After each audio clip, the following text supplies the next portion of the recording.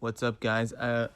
We have another card in a day later, basically, right? Like under 24 hours later, we're gonna have another freaking card. I was gonna make a breakdown video of my past, but card, but just no time for that. Been kind of busy, kind of have spurts of not being busy, but then just how it is, life in general, man. But anyway, that's enough of that. Like I think I've already talked about this before. If you go back to instead of making a recap, you can just go back to that whole breakdown I did for 249. And the majority of my picks were correct. But as far as betting, nah, I mean, you try to bet smart, right? Those good value bets, they did not come through for me. I mean, there's a couple where I understand, but it's kind of made me upset. Like, I get that, but like I said, it's frustrating from a betting point of view when you're like, damn, almost all your picks are, are correct. So I thought, damn, if I just bet on whoever I choose to win, I mean, a majority of them, at least 80% of them are going to be right. I'm thinking, right? So, but that, obviously from a betting perspective, that's not really good. You should be putting your money into strong positions, as they say, right? And as they say, shout out to that guy, a Diary of a Pro Gambler. Good bets don't always win. Bad bets don't always lose. But hey, let's go forward into this next one. Hopefully we get some more profit than we did last time. I mean, I don't know about you guys, but I'm hoping to do a little better this card around. But so I was breaking down these fights. Now, this is one I want to talk about. Teixeira Teixeira's on this card, but Robertson versus our good friend here. He's not a good friend. I don't know. He's a good guy. But Karl Baby K Roberson versus Marvin, the Italian Dream Vettori. Now, when I was breaking down this fight, I thought, man, right away from my memory of this, because I went back to watch some more tape, but from my memory of them, I thought, okay, Marvin Vettori should have this, right? And I thought, look at that. I mean, they're both, Robertson is 29 years old. Vettori is 26, so both young, both in middleweight. Marvin is 6 foot. Karl Roberson is 6'1". Reach-wise, they're same, I guess, 74-inch reach. So, a good sizable matchup. It's good. We're not going to see too much of an advantage as far as frame or whatnot. I think they both kind of fill out well in the middleweight division. Really good. But we'll break it down. So I went back. I want to talk about this a little bit, the things I saw. Now, when you saw Roberson versus Teixeira, now Teixeira's he's a vet of the sport, and he's fighting this time in the main card, and this he's the main event in this card. So with him, like I said, it's just tough. Like he's really tough, and I've said this many times. I kind of stick to it. He's tough to bet on or bet against. Either way, you're putting your money in a kind of risky situation, right? He's a vet of sport, very good BJJ. He's got power as well, and he does get hit. Like when Teixeira was fighting Roberson looked good in there. His kickboxing is what's really good. He's got a good frame for division, fills out well. Those legs look really thick. Some guys make weight. You see, okay, they're very top heavy. Maybe got those chicken legs. Now Roberson, he's filled out. He looks like a very athletic guy, and just as the way he looks is actually his movement is just as you would assume from just seeing pictures of him. Very good. I think he's got good head movement too. It looks like his boxing. I mean, his main, as far as offensively, I think what really shines is his kicks.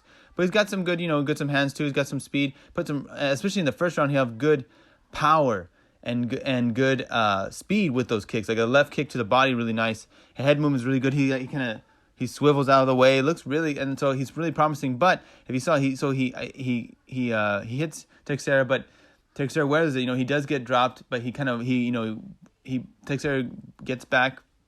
He wants to make it into him. He goes to the ground game, and this is the thing. This is a big hole. Robertson's trying to get posture up, and you see him kind of get in position, trying to get ground and pound in, but like he's not too heavy on the bottom. It's more like, I think it's just he's so green on the bottom. And when you go to the bottom with Teixeira, if you're really green Teixeira with all his experience, man, I mean, you saw that beautiful choke in. Look at that, a triangle choke to the side. I mean, I just saw oh no, it's so crazy how that's what MMA. That's what happens. You can be good on the feet, but when it goes to the ground game, he showed real holes. He's really green, and I think all right, but Teixeira, I thought maybe it'd be a learning experience because if you lose Teixeira on the ground, I mean, hey, you can hold your head up high. I mean, you know that you're going down to the ground with one of the best in that division as far as BJJ.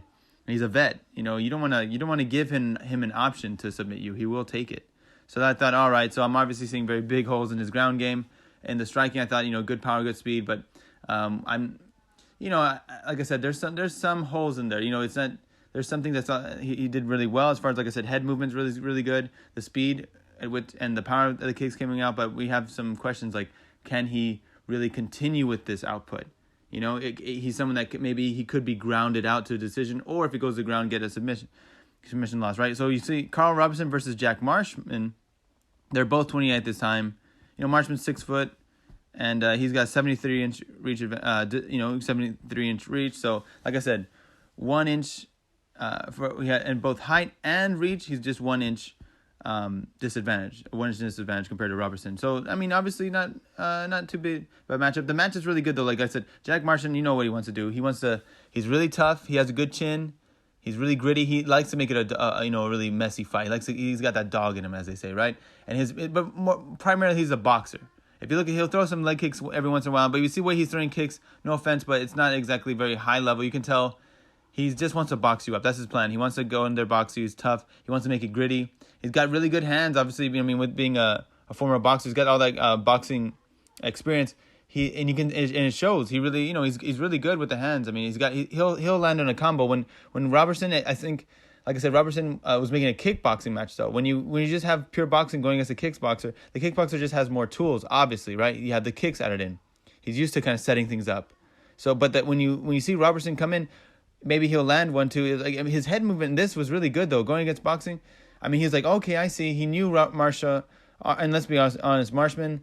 I mean, he's 6 foot. And he looks like he makes the weight easily. But I mean, honestly, he could cut down to welterweight. I think He's kind of, Like Robertson is a solid middleweight. I think Marshman could cut down. I mean, I'm not saying it'd be super easy, but I think frame wise, I think he could cut down to welterweight. He seemed a little bit undersized, just a little bit undersized in the middleweight division. But like I said, it was just a tale of you could see it. I think what happened also, like Roberson also kind of broke his foot or hurt his foot in this too. He got kind of some injury, so you see him open up. There's the thing. In that first round, he opens really good. I mean, really well. He was showing good head movement. He was good footwork as well, and I like the way he set it up. He would land with the hands, but he wouldn't put so many combos. Like when he landed, Marshman was fine to land like a seven hit combo. Not that they all landed cleanly, but damn, that was nice. Like even through the guard, when Robertson's guarding up, Marshman would just let the hands go. 1, 2, 3, just piling up. So I mean, and whereas Robertson, he wants to do that maybe like a 1-2, maybe at most a 1, 2, 3, but it's more like a 1-2. He's really good with his hands.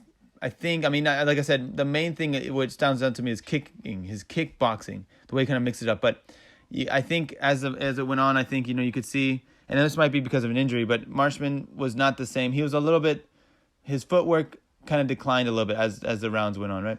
His kicking game too, I think, because he hurt his foot. But like I said, when against Marshman, Marshman is gonna stay in there. He's gonna make it. He's got pretty good cardio, right? He's gonna keep grinding at you. Every round he's gonna be in there making a dogfight. So I think that's the thing. I think Marshman kind of, and of course he wasn't gonna be taken down. Marshman, like I said, he's a boxer. Really, he knew he's gonna have the advantage. Like, okay, I can kick. My kicking game is going to be better than his. And Marshman doesn't have the best ground game, but like I said, good defense. And he actually went for the takedown. Like he took Marshman down. That's how comfortable he was. I mean, and he really, like I said, he showed his size, his power. He picked him up and slammed him down. So I mean, I think with that, but you could tell even with that top heavy game, yeah. But like I said, on the ground, whether he's on his back in the guard or whether he's the one who's getting mount, he's not. He seems a bit green. You know what I mean? He kind of just wants to overpower you in some way. But I think Marshman, like I said, if Marshman had a higher jiu-jitsu game, he could maybe, do Teixeira did, maybe work his guard more. But like I said, I mean, overall, against someone like Marshman, obviously Robertson's going to win that because he just got more tools, right? But it kind of showed. It showed his strengths, but also his weaknesses, right? I think someone who can pressure him, make it ugly. Someone who has better hands, probably, and also definitely a better ground game could have an advantage. And then we saw when Roberson fought Cesar Ferreira. This was a little earlier in his career. Karl Roberson was 27 at the time, and you see him, right? 74-inch reach. Look at Cesar Ferreira. He's a big middleweight. I mean, he's got a good frame for it. He's kind of lengthy. Look at his reach, 78.5 versus Robertson's 74-inch reach. And height same, 6'1". Ferreira was 33 years old. So, I mean, you would see it right away. I mean, he was pretty good. Early on, though, like I said, the kicks of Roberson are really good right early in the round. I mean, it just took like 1 or 2 kicks. You see the back of Ferreira's thigh, and it was all red. It was all red. Bruce, like, damn, how did that happen so quickly? But Ferreira got the takedown. He was doing. I mean, he looked. Ferreira looked like really aggressive. He's got those long limbs too. He knows how to reach them. But obviously definitely higher level on the ground. So I think that's where he wanted to take it. I mean, they were happy to trade back and forth on the feet, but you'd see, and Roberson had his moments. But I think once it got to the ground, it was just, he submitted him easily. Again, it just shows the greenness, and I think he has gotten. Hopefully, Roberson has gotten better. But I just feel like, how much can you really improve? Some guys, they really improve that ground game, but it's a lot to kind of improve over in a short amount of time. And against so we're looking at this opponent. I'm thinking, okay, so I see the holes. The holes are very obvious there. He has these flashes of brilliance. He has these good things going for him, but there's red flags there, right? We see the holes in the game. It's kind of obvious. Now talking about Marvin Vettori, he's a really good guy. I thought, okay, to be quite frank with you, when I saw this matchup, I thought, all right, on paper, damn man, how could he not get it? I'm gonna talk about this a little bit later. All right, I am back to finish breaking down this interesting matchup. So of course we had already talking about Roberson, but now I'm gonna be continuing my talk about Mr. Vettori over here. So now Vettori, if you look at him, when I was gonna go ahead and think about betting on this, I thought just from my previous knowledge, without going back and reviewing tape, just from what I remember seeing of these two guys, I remember Vettori thinking, man, I'm really leaning towards him. I thought, okay, so what? On the feet, they're both gonna be aggressive. I think arguably, of course, Roberson might have the slicker kicks. I mean, Vettori gets him out, but most of the time he wants to box you, right? So you think, okay, so a kickboxer should have the advantage over just a plain boxer, right? But like I said, this is MMA. It's all about how well you mix it up. Now, if you look at when Marvin Vettori fought Alberto Uda, right? Vettori was 22 at the time. It's a couple years ago, right? And Uda was 32. He had his height advantage. He was 6'3", and he had a slight reach advantage as well. Actually, quite a bit of a reach advantage, 77.5 versus Marvin Vettori's 74-inch reach. And Marvin Vettori's only 6 foot. Good height for the middleweight division, I think, but definitely not going to be one of the taller guys. He's more like, the lower end. I mean, a lot of times those guys. So I mean, I think against Roberson's only 6'1". I mean, I think they're kind of physically almost. It's a nice matchup, I think. But if you look at it, I mean, I remember Uda even getting good top control. And what I liked seeing was, on the feet, he was very aggressive as usual. You'll see Vettori likes to go and he likes to land more combos, whereas Roberson won't really. With the hands, it's pretty good. His head movement's good, and he will, like I said, he'll land some shots with the hands, but he's not really landing a bunch of combos.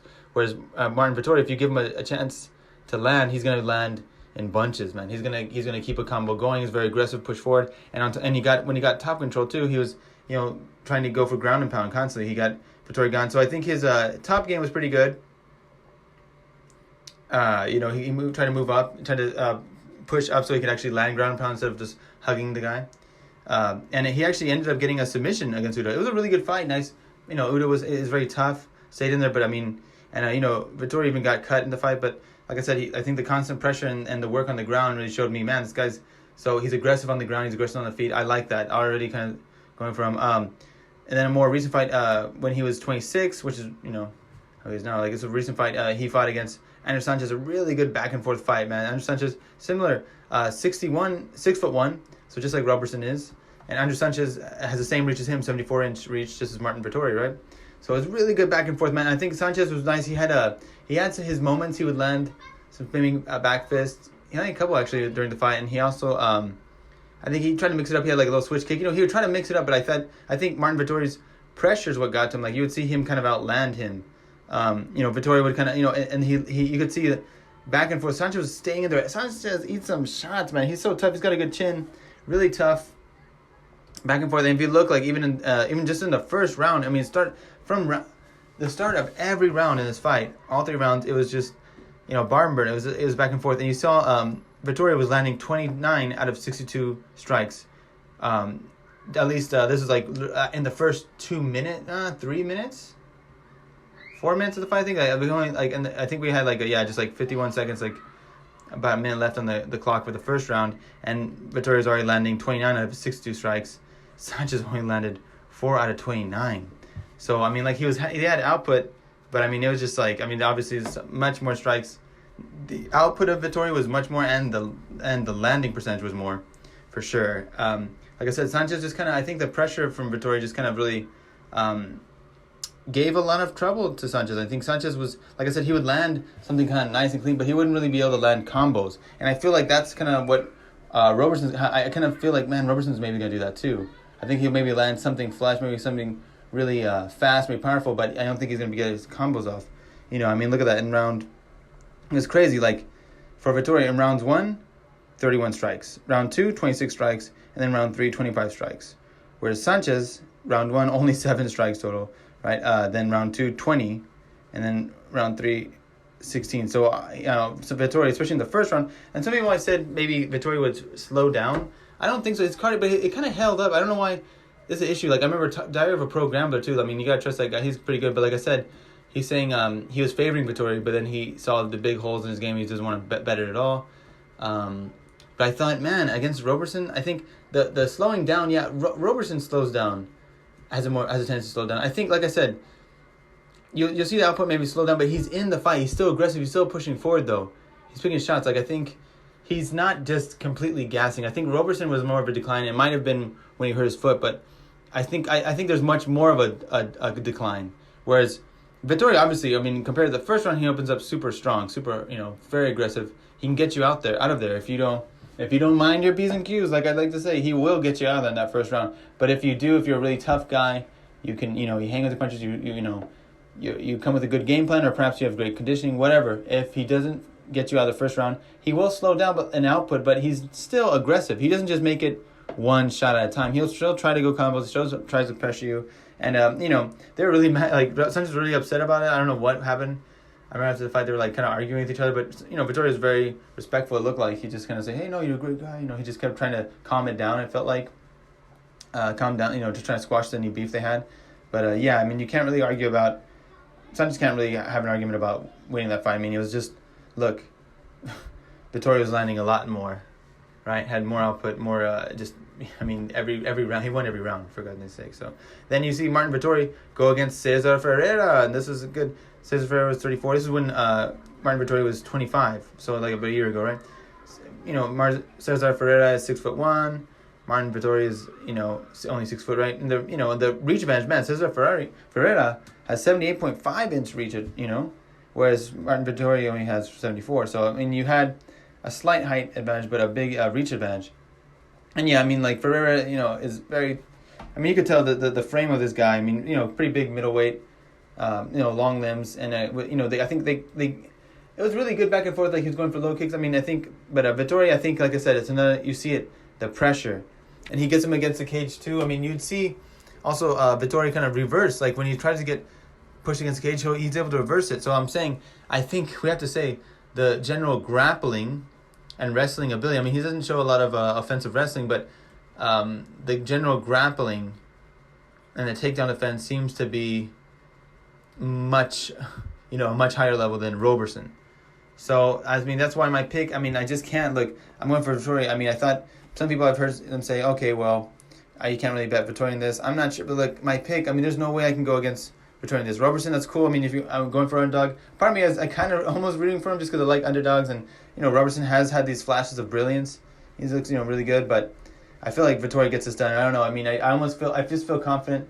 I just can't bet against him. Like, he just, on the feet, even on the feet, like, I would say maybe Roberson has, like I said, maybe an advantage on the feet, but not really, like, the output of Marvin Vettori. Like, look at that. Marshman is a good back and forth war. Obviously, Roberson won that against Marshman because Roberson just more, just couldn't put it all together. I mean, Marshman's just a boxer, pretty much. Like, let's be honest. I mean, no disrespect, tough as hell, great power, good combinations, and pretty. I mean, he's pretty good. He's pretty hard. I mean, he's a boxer. I mean, but I think Marvin Vettori is like, if Marshman gave that trouble, I mean, to him, I think Vettori's going to give him a lot more trouble than that. I mean, Vettori actually has a ground game. And like I said, he's not perfect either, but he's got a ground game. He's got good hands.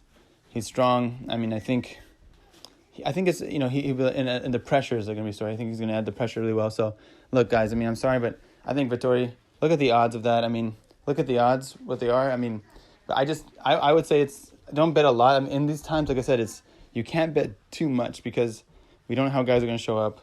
It's just a really messed up time for betting. But my pick, I can't really see a way of going, like I said, unless you're just rooting for an underdog. Or Roberson can maybe flash KO him. He can really work the body. The only way I see Roberson winning is in the first round if Vettori gets too overzealous, and gets caught with something. But that's all I see. If it goes to ground, Vettori has a huge advantage. On the feet, I think Vettori has more output. So, like I said, the only thing, the real specific advantage Roberson has is his kicks. But, nah, there's no way I can go against Vettori, man. But anyway, yeah, good luck, guys. Let's get some money, hopefully.